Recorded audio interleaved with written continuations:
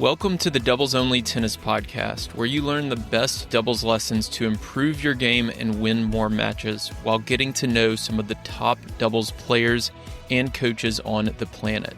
I'm your host, Will Bocek.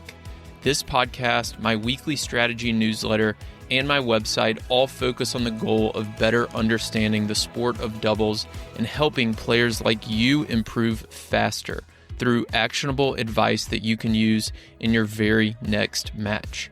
My goal is to provide the best doubles resources in the world. And to do that, I study, analyze, and work with players at every level of the game, all the way up to the ATP and WTA tours. If you enjoy this podcast, consider becoming a Tennis Tribe member to go even deeper and take your doubles IQ to the next level. Members get access to premium podcast episodes, weekly video lessons, monthly strategy webinars, courses, ebooks, gear discounts, and a lot more. Go to thetennistribe.com/memberships to see all the benefits and sign up. Here's today's episode. Hey everyone, welcome to the show and happy holidays wherever you're listening from. Today we're going to talk about how to hit your 2026 tennis goals. So I'm going to cover 5 different types of goals that you can set for 2026 that will help you improve your doubles game. And then I'm going to kind of deep dive into how I think about each of those 5 ways to improve your doubles game. So we're going to talk about several different options that you have. I actually shared a lot of this in a recent newsletter, but this episode is going to dive even deeper into each of these areas in terms of improvement. Before I get to the first of the 5 ways to improve your doubles game, very briefly, a few of you have signed up for the rally trip at Indian Wells. There are spots still available, so I just wanted to mention that. If you are still interested in that, you can reach out to me if you have any questions. My email is will@thetennistribe.com. Or you can check out the show notes where I'll link to more information and where you can sign up. Basically, it is an all-inclusive tennis vacation to Indian Wells, March 3rd through 6th in 2026 during the BNP Paribas Open. You'll be able to play 6+ hours of tennis. I'll be on the court with you the whole time, giving you strategy advice, giving you tips for your doubles game. And then we'll also be going to the tournament together. We'll be sharing meals together. I'll be doing a strategy presentation for you as well.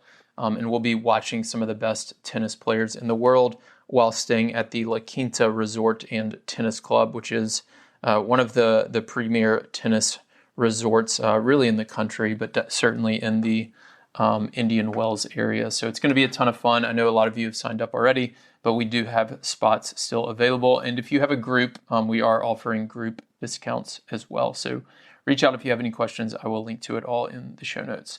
So let's dive into all the ways you can improve your tennis game in 2026. So number 1, play with better players. This is the best way to improve your game, probably with a combination of some of the other ones, which I'll talk about here in a second. When you play with better players, they simply expose your weaknesses and they force you to correct them. There are certain things you can get away with at the 3-0 level that you cannot get away with at the 3-5 level.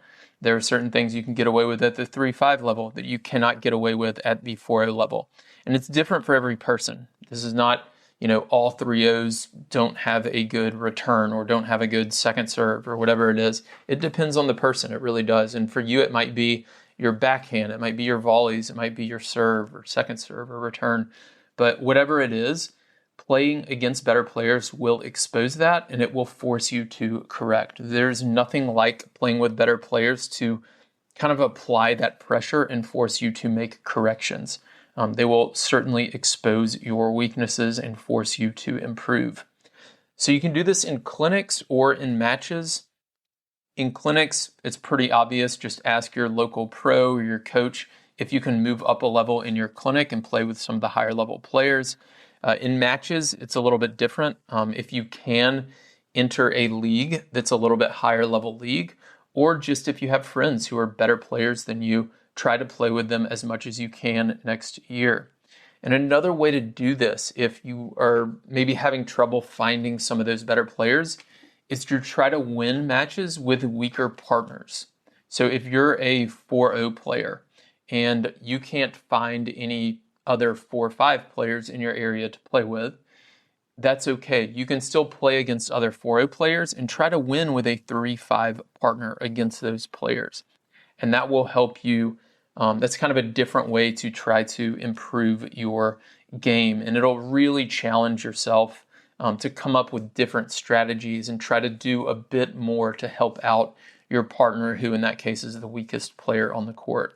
Recently, for my members, I actually did a premium video lesson on how to think about being the weakest player on the court, and then a separate lesson on how to think about being the strongest player on the court. And in both of those scenarios, there's things you want to focus on to continue to improve your game. So that is one of the best ways for sure to improve your game in 2026. Simply try to play with better players or try to win matches with weaker partners if you're not able to find better players. But that could, again, include clinics. It could include matches or even just one-on-one practice. Just ask somebody who's a better player than you, hey, will you go out and hit with me for an hour? Or will you go out and just rally with me or play some sets cross-court or even play single sets? That'll help you as well for sure. So let's move on to number 2, fixing your technique. Now, this can apply to any specific shot, any specific area of your game. There's a few things you have to think about when you're trying to improve technique. So number 1 is you probably need a good coach. A lot of coaches are not great with technique. Honestly, I don't trust myself coaching technique a lot of the time. When I do work with players and am coaching them on technique, I'm very quick to disregard any advice that I give them if they feel like it's not working for them. And that's really important. I don't want to go in and tell somebody to do something specific with their serve, and if they're not getting it after 5 or 10 minutes, I don't want to keep telling them, no, this is it, you have to do it this way. I don't want to keep banging my head against the wall because I'm clearly not giving them something that is getting through to them. So I need to come up with a different way to do that. And your coach needs to be the same way. They need to have the knowledge to approach your technique differently maybe than your doubles partner or than some of their other students, because every player is different and every player has slightly different styles in terms of technique, and a good coach should be able to kind of model the proper technique based on your style. You can definitely use online resources to improve your technique. Jonathan Stokey from Stokey Tennis has a great Instagram and YouTube channel, so I would check that out.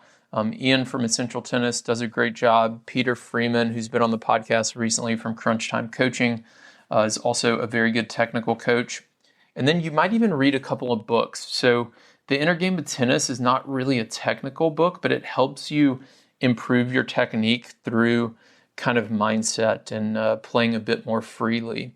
And then recently, I shared in the newsletter that I read a book called Golf is Not a Game of Perfect. And it's about golf, but the principles apply to tennis as well. The author talks a lot about how to kind of clear your mind and let your body just make the swing. And that certainly applies to tennis. So I feel like it's going to help my tennis game. I just finished it last week and haven't played since, but I feel like it's going to help my tennis game, even though it's a golf book. So those are a couple of book recommendations that I would consider if you're trying to work on your technique.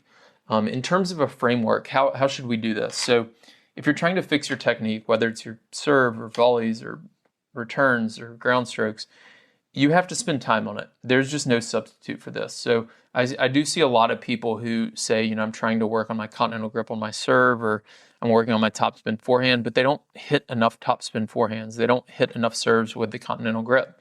You've got to be very deliberate with this. So you can do this from a time perspective, or you can do it from a reps perspective.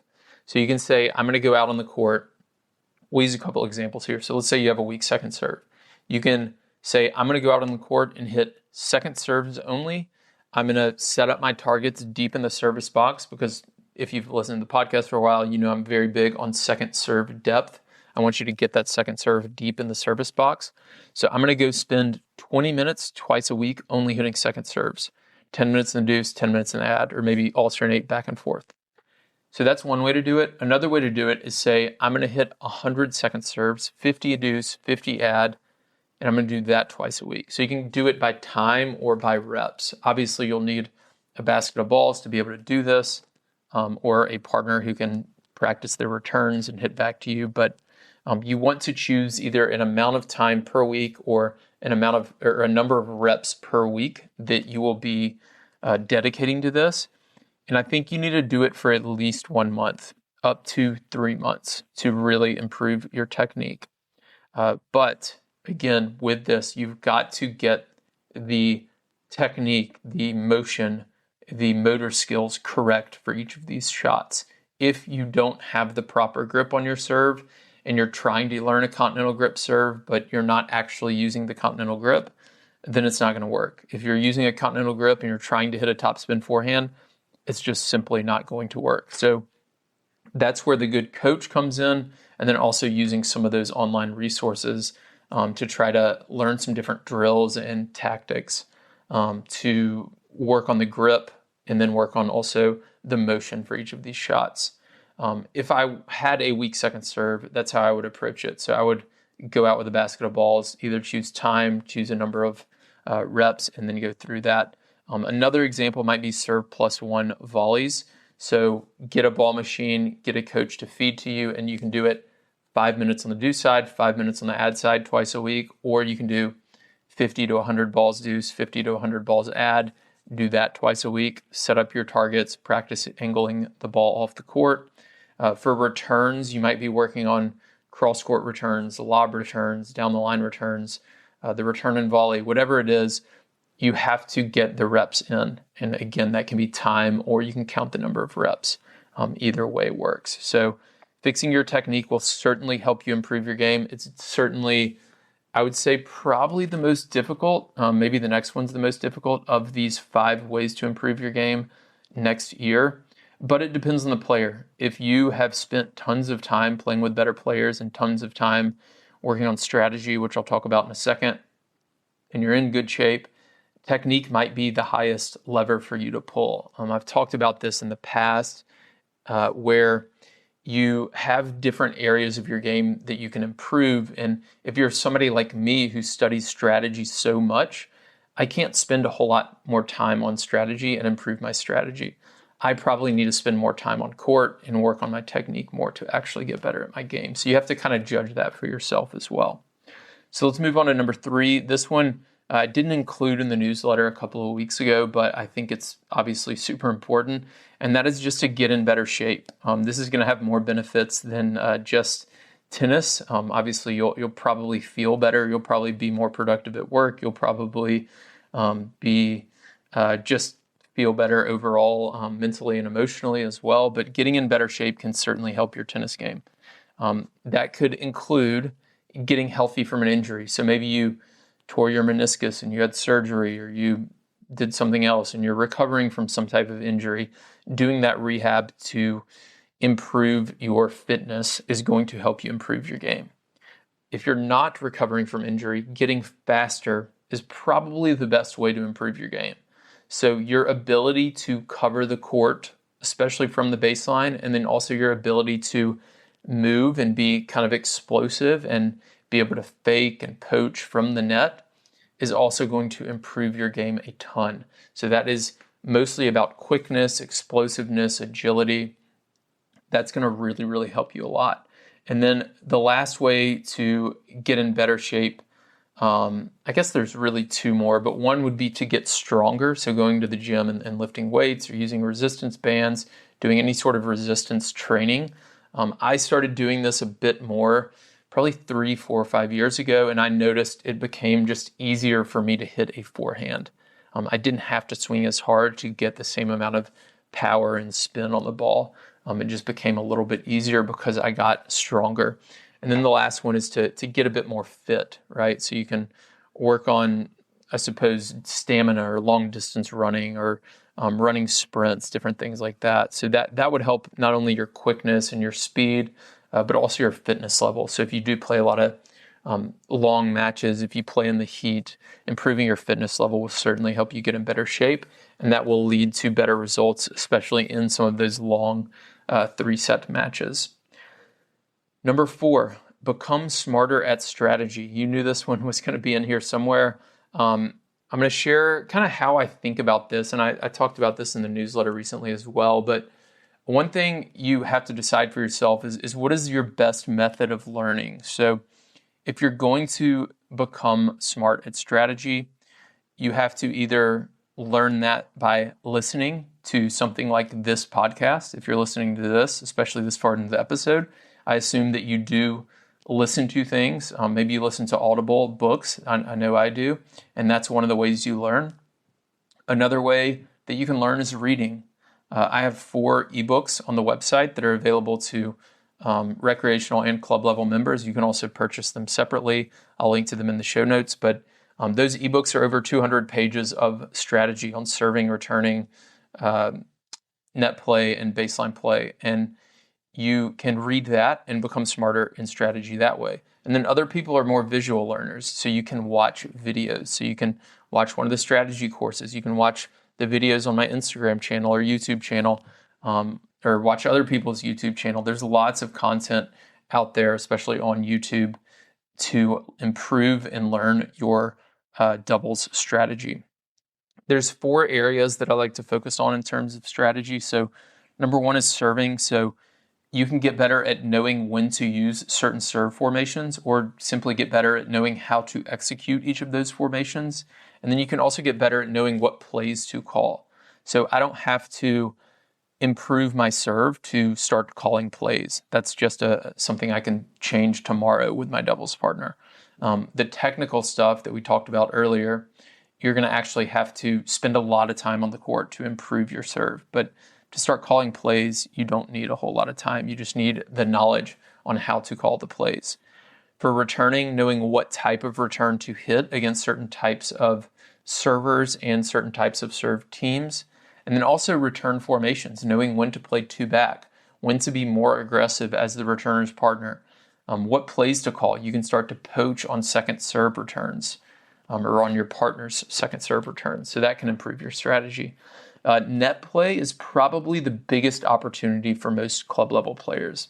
That's what I find, at least. Improving your strategy at the net is a huge opportunity for you to apply more pressure on the opponent, help your partner hold their serve better, help your partner win more of their return points, and also hit more winners and hit more finishing volleys at the net. So most players play generally a bit too conservative, or they get out of position at the net, or they're not very confident up there. That's why I think that's the biggest opportunity, and it's the thing I focus most on, especially in a lot of my doubles camps and clinics. And then last is baseline shot selection. So this is a really important one. It's kind of an underrated one. Most players are a bit too aggressive from the baseline and not conservative enough at the club level. There are certainly players out there who do kind of lob everything from the baseline, and they're perhaps too conservative, but improving your shot selection and positioning at the baseline can help as well. So become smarter at strategy, and you will certainly improve in 2026. And then last, this one is very simple, but it's actually maybe the hardest to execute, or one of the hardest, and that is to play more tennis. As club level players, as adults, we have jobs, we have families, we have other hobbies. A lot of you probably have a lot of things going on around the house, and it's hard to play more tennis. It takes a lot of time, but there's no substitute for simply playing more tennis in terms of improving. I guarantee if you play more tennis in 2026, you'll be better than you were at the beginning of the year. If you play more tennis in 2026 than you did in 2025. So you have to decide and be very intentional with this. Where is that time going to come from? You have time with your family, you have your job, you can work less, you have other hobbies that you can quit. This past year, I've actually played a little bit of indoor soccer, which has been a really fun kind of fitness challenge for me, and it's also been fun socially, but I may have to quit that if I want to play more tennis next year.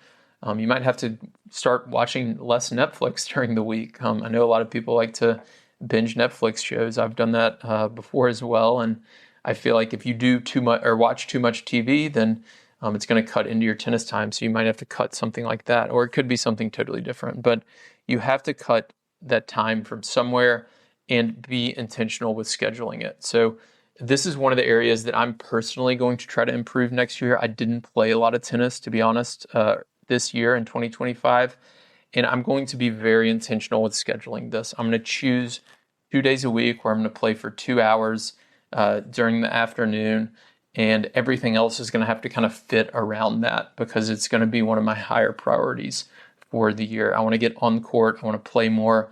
I want to film some and really try to improve my game that way. One of the biggest takeaways from a recent podcast with the 3-0 team that I trained and for a couple of hours, and then ultimately a few weeks later, they won USTA Nationals.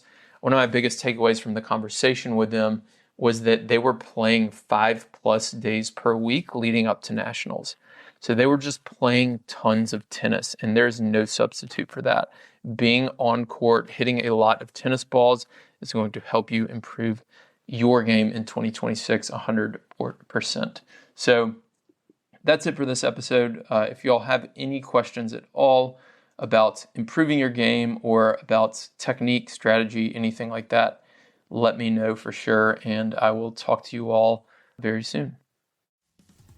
Thank you for listening to this week's episode of the Doubles Only Tennis Podcast. If you're interested in diving deeper into the world of doubles strategy, I've created Tennis Tribe memberships that allow me to bring you more podcast episodes, video lessons, webinars, and other doubles content on a weekly basis without relying on paid ads.